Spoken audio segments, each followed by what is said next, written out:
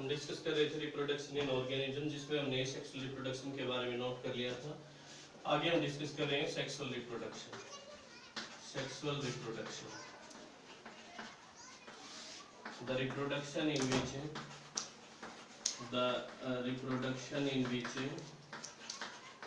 formation of new organism is take place by the fusion of male and female gamete,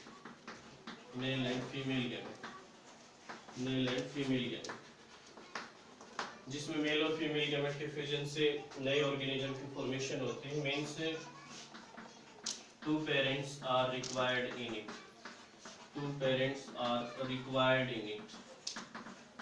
दो parents की आवश्यकता होती है इसमें। Formation of zygote is take place in it, formation of zygote is take place in it.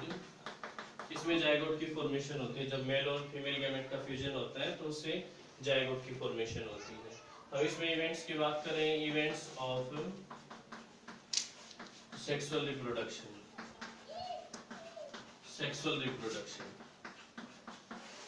इसके दौरान सबसे पहले हम नोट करेंगे juvenile phase.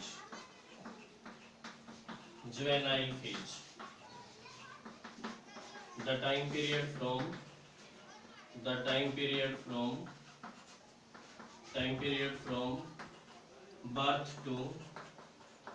birth to maturity of organism,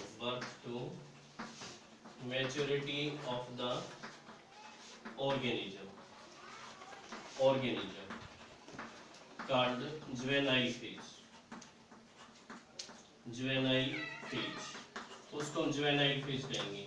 maturity, जन्म से लेकर और मैच्योरिटी तक का जो फेज आता है उसको हम जुवेनाइल फेज कहेंगे। In case of plants this is called vegetative phase।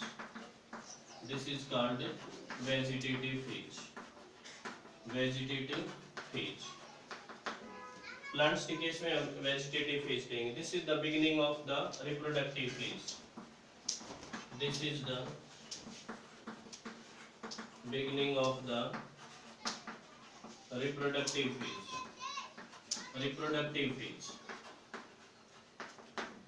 Reproductive phase की स्टार्टिंग जस्ट इसके बाद हम नोट करते हैं, ये है जुवेनाइल फेज। सेकंड हम नोट कर रहे हैं इसमें reproductive phase.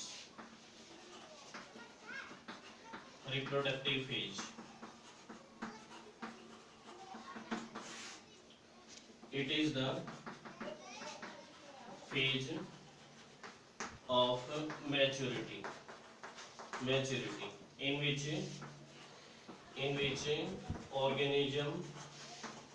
organism capable for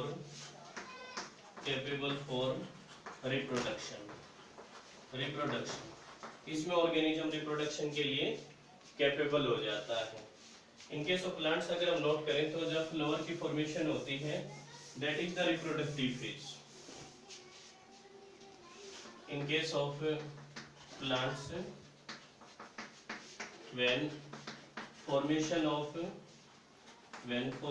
of flower is take place,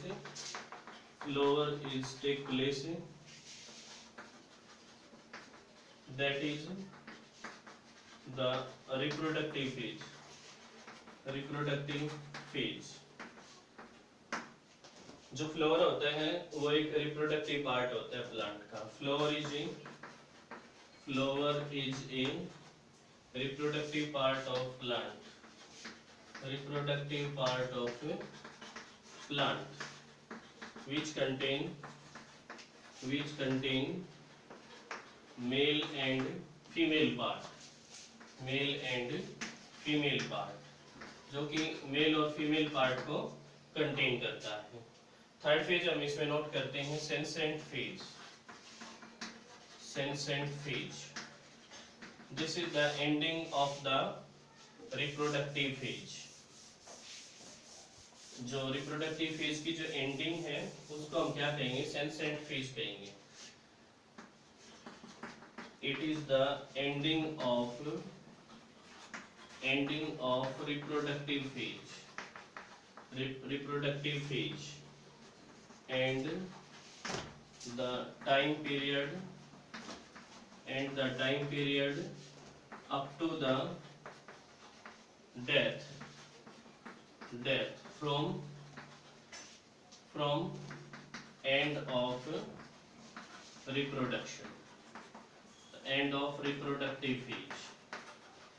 reproductive phase से लेके और डेथ तक का जो टाइम पीरियड होता है उसको हम सेंसेंट फेज कह सकते हैं. सो इसमें हम रिप्रोडक्शन के दौरान जो इवेंट्स हैं उनको डिस्कस करेंगे आगे. इसमें जो फेजेज हैं उनको हमने नोट किया है.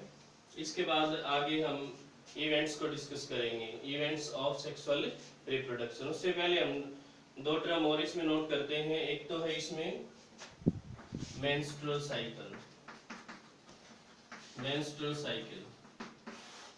सेकेंड हम इसमें ओस्ट्रिच साइकिल नोट करेंगे. मेंस्ट्रुअल साइकिल के दौरान हम नोट करेंगे it is the cyclic change of reproduction in the females. Females के अंदर रिप्रोडक्शन के दौरान साइक्लिक चेंज आता है, उसको हम मेंस्ट्रुअल साइकिल कहेंगे. It take place during a month.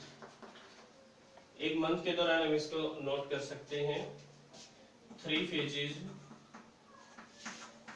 phases are in it, जिसमें हम प्रोलिफरेटिव फेज नोट कर सकते हैं और मैच्योरेटिव फेज भी नोट कर सकते हैं और ब्लीडिंग फेज को भी नोट कर सकते हैं. मींस मेंस्ट्रुअल साइकिल के दौरान हम नोट करेंगे कि इसमें तीन फेजेस को नोट किया जा सकता है. जो मेंस्ट्रुअल साइकिल है वो सिर्फ प्राइमेट्स में ही नोट किया जा सकता है. It take place in primates like monkeys, human being, etc. इसके बारे में हम आगे डिटेल में पढ़ेंगे. साइक्लिक चेंजेस जिसके दौरान हम ऑब्जर्व कर सकते हैं और इसके दौरान जो ब्लड है वो मैच्योरेशन के दौरान फ्लो हो जाता है. In which blood flows during the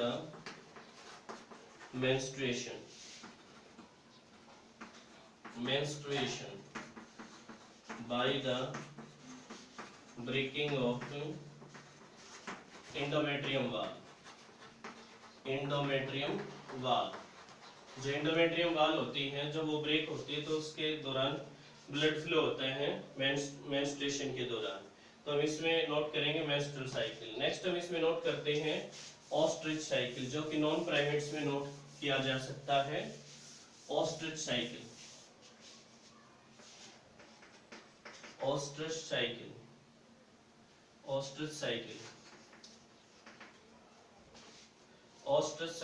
हम नोट कर सकते हैं. ऑस्ट्रिच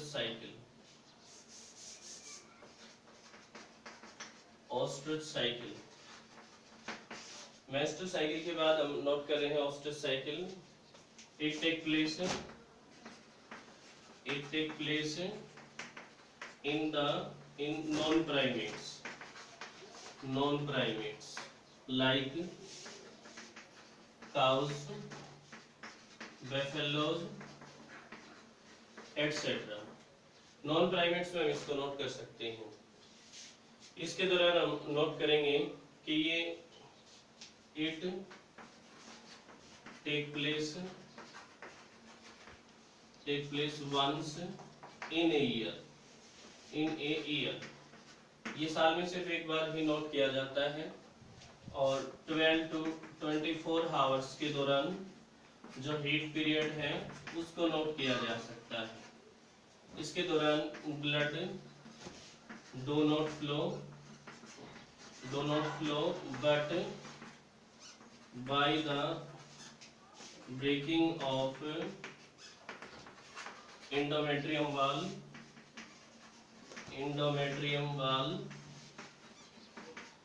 इट रीएब्जॉर्ब ओस्टेज साइकिल है वो नॉन प्राइमेट्स में नोट किया जा सकता है, साल में एक बार ही इसको हम नोट कर सकते हैं। और इसके दौरान जो हीट पीरियड है 12 to 24 आवर्स नोट किया जा सकता है। इसके दौरान ब्लड फ्लो नहीं करता है, और जब एंडोमेट्रियम वाल ब्रेक होती है तो इसके दौरान जो ब्लड है वो रीएब्जॉर्ब कर लिया जाता है। ये हम इसमें नोट कर सकते हैं। इसके बाद आगे हम डिस्कस कर रहे हैं इवेंट्स ऑफ फर्टिलाइजेशन या सेक्सुअल रिप्रोडक्शन हम नोट करेंगे, not fertilisation. Events of reproduction, events of reproduction events में हम नोट करेंगे, एक तो इसमें प्री फर्टिलाइजेशन इवेंट आते हैं, प्री फर्टिलाइजेशन इवेंट्स। इसके दौरान हम जायगोट फॉर्मेशन इसमें गैमेट फॉर्मेशन को नोट करेंगे, गैमेट फॉर्मेशन, और गैमेट ट्रांसफर को नोट करेंगे, गैमेट ट्रांसफर। सेकंड हम इसमें नोट करते हैं फर्टिलाइजेशन इवेंट, फर्टिलाइजेशन